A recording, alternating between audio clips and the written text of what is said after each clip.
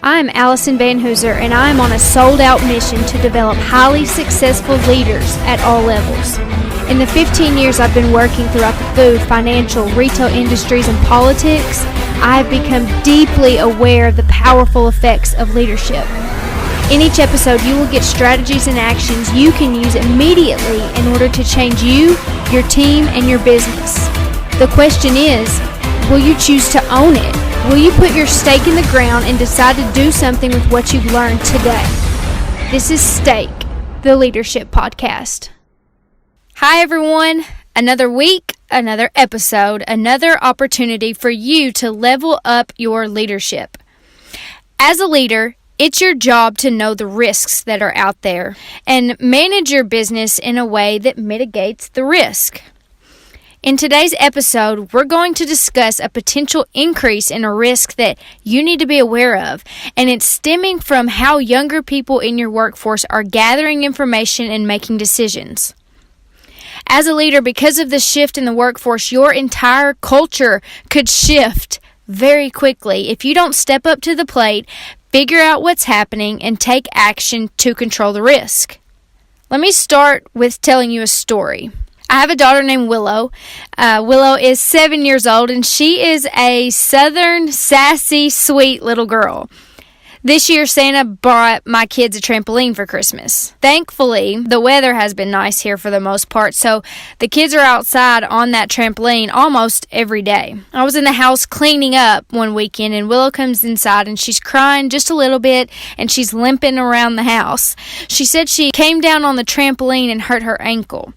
Now, I looked at it, and it looked fine to me, but Joe, my husband, said that he thinks she might have actually sprained it. The first thing I do when I realize my daughter may have a sprained ankle is I go to my trusted resource, Google. I start typing in, how do I know if I have a sprained ankle? What does a sprained ankle look like? Picture of sprained ankle. Picture of broken ankle. Picture of compound fracturing. Things got out of hand pretty fast. But I went on and I did as Google said with that sprained ankle. I had Willow rest it. We put ice on it. We put compression on it. And I had her elevate it. The next morning, Willow got up and she's still limping around the house. So we did all of those same things again. RICE, the acronym, rest, ice, compression, elevation. We did all of that again. There was no bruising, and it would be a long shot to say that there was any swelling. She was better. I sent her on to school. After I got Willow dropped off at school, I called my friend who's been a nurse for a really long time. She said that I was doing all the right things and to give it another day or two and see how Willow is feeling, and then if she's still feeling bad or if it starts bruising or swelling up, then take her to the doctor then. The very next day, less than 48 hours later, Willow's running around the house, running around the yard, dancing, jumping on the trampoline, all of that. She was totally fine and back to 100%, so she was fine. But why did I tell you this story? Because I had a question, a problem, and I asked Google how to solve it, and then I asked my friend the same thing. I did all of that without calling the person who probably knows best, my child's pediatrician, her doctor. It is that story that is a perfect example. It's just one example of the nitty-gritty way that, because of technology and the way that many people are interacting with it and changing the way they gather information by using it and justifying the actions they take because of it, that is the heart of our discussion today. It's important for me to point out here, though, one generation is neither right or wrong. No one way of doing things in this situation is necessarily right or wrong. It's different than it used to be. And maybe it provides better results in some cases, but maybe it also provides worse results in other cases. For today's discussion, I want to get your mind thinking about how researchers are telling us Gen Z, which is the youngest generation in the workforce, those about 24 years old and younger, what researchers are telling us about Gen Z on how they gather information and how it might affect your workplace.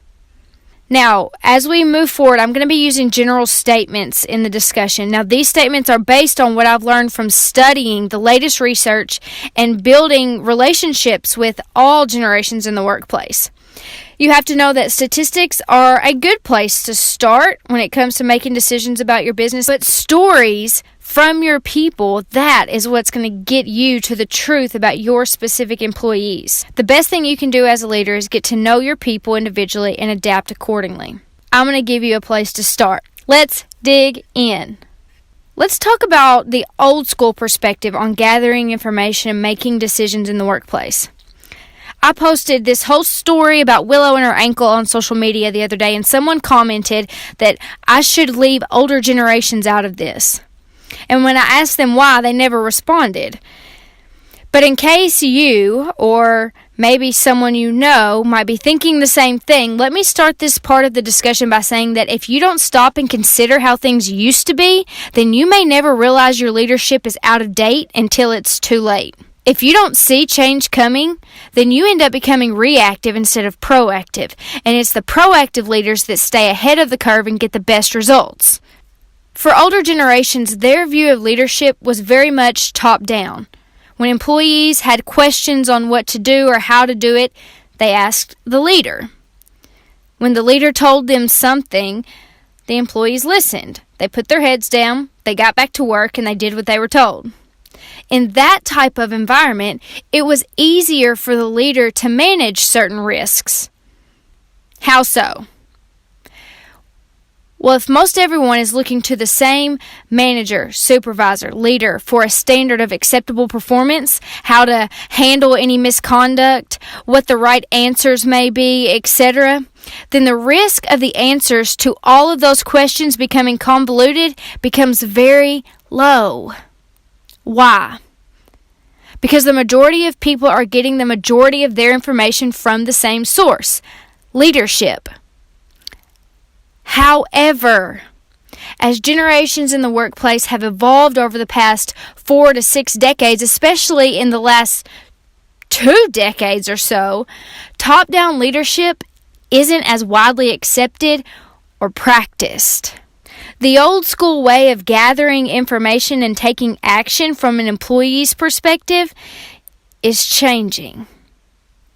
So let's talk about Gen Z. Gen Z is still young. They say that Gen Z could be as young as around 7 years old right now. Willow would be a Gen Z. She's 7. So there's still so much being developed both within them and for us to learn about them.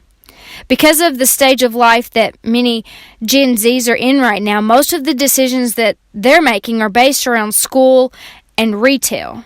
So they go to school and they buy things, and that's what researchers are mainly able to look into right now. I've got 2 statistics I want to share for you. First one is from the Center for Generational Kinetics. It says that 86% of Gen Z reads reviews before making a purchase. The second statistic I want to share with you is also from the Center for Generational Kinetics. 68% of Gen Z reads 3 or more reviews before making a purchase. So let me say those 2 statistics again. 86% of Gen Z reads reviews before making a purchase. 68% of Gen Z reads 3 or more reviews before making a purchase. So they're reading reviews and they're reading multiple reviews before making a decision. The 2 statistics about their purchasing decisions could be a really good indicator of how they'll make decisions in the workplace.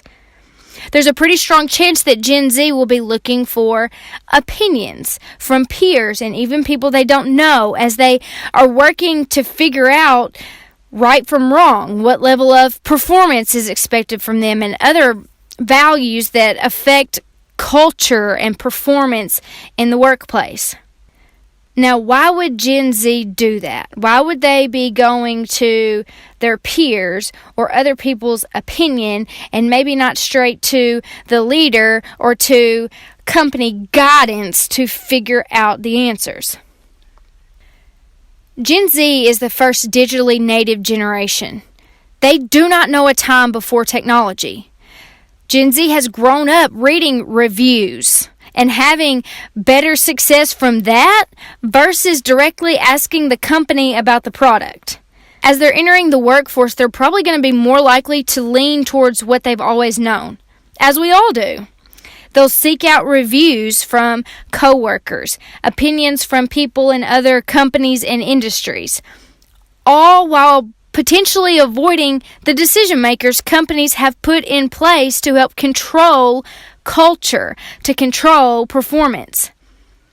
Now, again, if you're listening to this and you're thinking, oh my goodness, the younger generations are doing this and that and causing problems, let me just pump the brakes again. Hear me clearly. No generation is better or worse than the other. All of us, you, me, Gen Z, all of us bring our own unique value and challenges to the workplace. To navigate today's multi-generation workforce successfully, you have to remaster the workplace. Mix the old with the new in a way that they come together and become this bright future that all of us want. To truly remaster the workplace, you must understand where you've been, where you're at, and where you want to go. Consider this for just a second. If Gen Z is reading reviews or listening to opinions from who knows who, potentially somebody outside of the office, maybe even across the world, or simply someone in the office who you're struggling to get on board anyway, if younger generations are trusting them for guidance and answers at work, you as a leader must realize that's a heightened risk in regards to compliance, in regards to operations, in regards to performance, reputation. The list goes on. When younger employees are wondering if they should speak up if they see a coworker doing something wrong, will they follow the company guidelines or will they follow, say, Shady Sally's recommendation? Will the new generation ask the leader if they should keep pushing for more sales even though they met their goal? Or will they ask halfway Harry what to do? If new employees are not getting guidance for your culture standards from leaders primarily, how can you, as a leader, how can you take action to engage the rest of your employees so that everybody is better informed and pushing in the right direction? That's on you as a leader. This is the issue that will take correct, calculated, consistent action in order to mitigate the risk of the new workforce. Now, is it going to be hard to do very well? Maybe. But is it going to be impossible? Absolutely not. So where do you even start? How do you manage this potential newly heightened risk? Well, it first starts with a conversation with your leadership team about the possibilities. You can do things like spread this podcast to them to get their minds thinking on it. But then you have to move forward into a deeper, focused conversation with your people to understand where their heads are at. And then you lay down the law. And lay down the law is a practice that I talk about in my book, Level Up, Elevate Your Game, and Crush Your Goals. That'll be out at the end of the year. But laying down the law is answering the questions. This is who we are, this is what we want, and this is how we're going to get there. You, as a leader, need to put your stake in the ground and take action to clearly define, this is who we are, this is what we want, and this is how we're going to get it. And everyone on your team needs to be involved and engaged and be on the same page when it comes to this, because the new workforce coming in might be asking them what they think before they ever ask you what you think.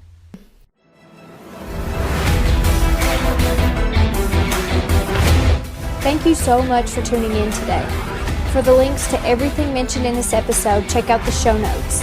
And if you'd like more practical, tactical leadership development content, go to www.vanhooser.com for my weekly blog and all the links to my social media channels.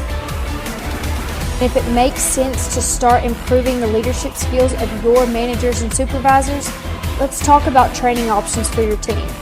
Email me at allison@vanhooser.com.